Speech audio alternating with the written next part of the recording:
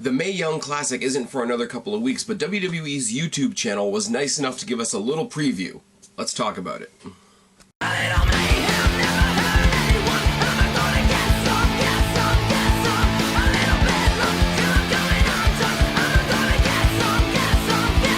What's going on, everybody? It's a Past Phoenix, the YWC Reality Check, here with a special video, or a special, I guess we could call this a preview video.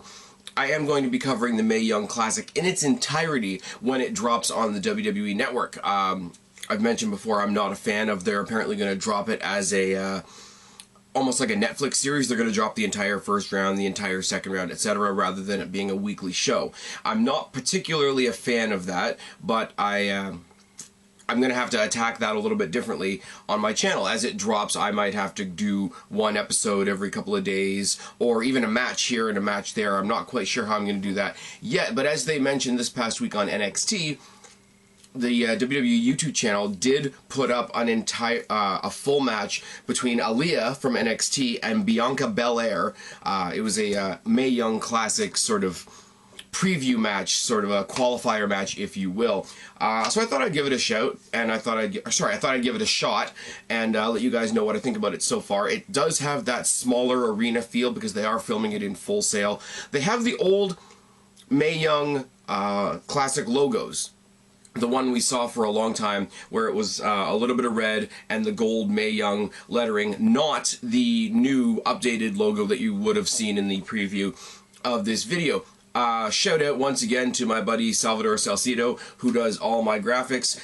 Short, sweet, and to the point. I think I asked him and I got that graphic in like a day. So shout out to him. I'll put his link down in the box below. If any of you have any graphic concerns or requests, I suppose you can throw them his way. Now let's look at this match. Aliyah versus Bianca Belair. Aliyah, who's my hometown girl from Toronto, who I have a connection with already because I watch her on NXT, versus Bianca Belair, who's a virtual unknown, at least to me.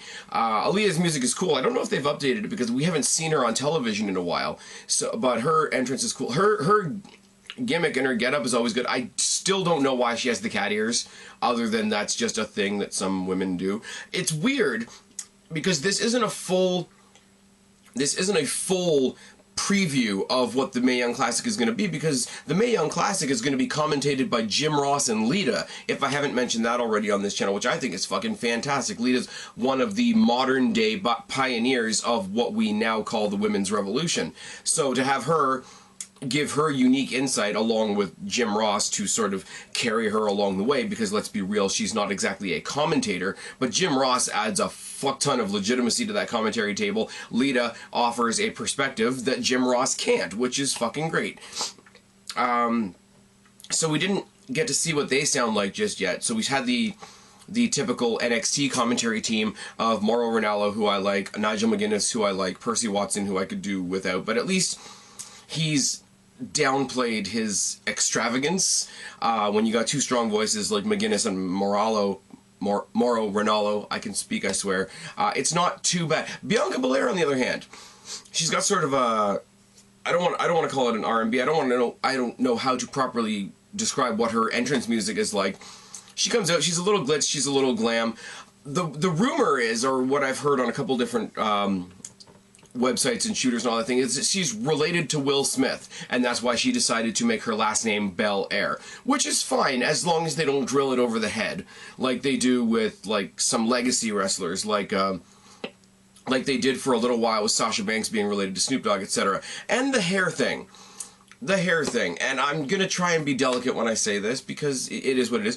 The girl's got a ponytail that goes past her ass, but it also looks like I'm assuming it's some sort of glitzy, glamoury thing, but it basically looks like there's a wire that runs down the center of her ponytail. It's a little strange, a little, and because I watch wrestling. And part of the thing that affects how we watch wrestling is how comfortable the wrestlers are in the ring, and I can't imagine that thing flopping around like it was can be comfortable for her or her opponent, because the length of it, the chances of somebody stepping on it are quite large. But we'll do that as we do. The commentators big her up, All-American athlete from the University of Tennessee. She's got a 100-meter dash and a 400-meter long hurdle, whatever the hell that means. I'm not a track and field guy. Big surprise, I know. But they list off all her accomplishments, and they do a lot to big up her athleticism. And she's a pretty well put together girl too. Not to downplay it to a simple appearance thing, but she looks like she's put together. She looks like she could throw somebody around, and it looks like it's going to be a good match. She, like I said, as a viewer, I'm always going to lean more towards a character that I'm more familiar with, and therefore, in this case, I'm going to lean towards Aliyah. But we already know that there aren't very many NXT. There aren't very many NXT usual suspects in the lineup for the Mae Young Classic, which is fine, and it's all good. And as long as I can go in there and recognize one or two, I'll be all right. It's the same with the Cruiserweight Classic. When I knew Johnny Gargano, I knew Tommaso Ciampa, I knew Tajiri, I eventually figured out who TJ Perkins was, and Brian Kendrick is an obvious one as well. But I by the end of that tournament, I was focused on them less. So what does that say about how well WWE put the tournament together? Anyways, collar and elbow tap and a belly-to-back front slam by Bianca, shoulder tackle by Bianca, and a back elbow by Aliyah. Single leg lariat by Aliyah and a front face lock. A reversal, a forearm, and a slap with the ponytail by Bianca. Now, this is what I'm kind of concerned about. Because it's a big thick thing of hair, and I'm assuming if you whip somebody across the chest with it, it's gonna hurt. I have no problem with that whatsoever. It's a weapon at your disposal, as the ring ropes are, as the turnbuckles are, as your knees and elbows are, etc. Somebody, either a commentator or a wrestler or some brilliant mind in the YWC, is gonna say, hey, how come she's allowed to use a weapon in a match? Or the hair thing is gonna become her whole gimmick, and you know, I kind of want everybody to succeed. I'm a nice guy, unless your name's Naomi. Naomi can fuck off. But if that becomes like her whole gimmick in the ring, that could be a problem. That could be a really big thing. It didn't. It only happened once. The crowd chanted one more time because they're the NXT crowd and for reasons. But forearms to the back by Bianca and a power slam. She locks her in a bow and arrow lock with the knee posted deep in the back, and then transitions it into a double chicken wing with a body scissor, which looked gross. The way her shoulder blades, or not shoulder blades, but the way her shoulders were arched forward looked uncomfortable. And when wrestling looks real, especially with some of the submissions and whatnot, it makes it better. And then she stands up with the chicken wing still on and turns it into a slam. I want to be able to describe that better to you. I really do. The best I can say is, if you can remember Awesome Kong, or Karma as she was known in the WWE briefly, she had the implant buster where she had the girl upside down and dropped her. Imagine the implant buster and the way the implant buster fell, but with the girl the other way around.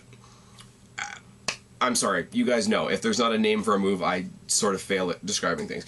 Snapmare and back to the chicken wing once again by Bianca. Pinning reversal sequence, some forearms and uppercuts by Aliyah. Rolling clotheslines and a neckbreaker by Aliyah, and a Northern Lights suplex that was fucking pretty until Mauro Ranallo on commentary says, that's the best Northern Lights suplex I've seen since Alicia Fox. Okay. Again, one more time for me trying to explain things. Bianca Belair hits a slam. She looks like she's setting up for Sheamus's white noise, that tilted Death Valley Driver type maneuver, but instead swings her around. And what I can say to you, the best way I can explain this to you, imagine a black hole slam that Abyss used to do. But instead of dropping the person on the floor, she swung her around and dropped her face first on the knee. So I'm going to call it a black hole slam facebuster. Because that's all I got. And because this girl's got a little bit of sympathy for me, she throws me a very simple maneuver. She throws a spear. Bianca Belair hits a wicked-looking spear on Aliyah. She's on her way to the Mae Young tournament. And if this is what we're going to get in the Mae Young Classic, I'm looking forward to it. I hope you guys have enjoyed this little sort of preview, qualifying match review. Share it around if you want. There will be many, many more. Thanks again to Sal for the new graphic. I've been Spaz, your YWC Reality Check. Subscribe up there. Talk down there. Start a conversation. Keep all these conversations going. Don't be a stranger. I'll talk to each and every last one of you later. But for right now, I'm tagging out. Bye, guys.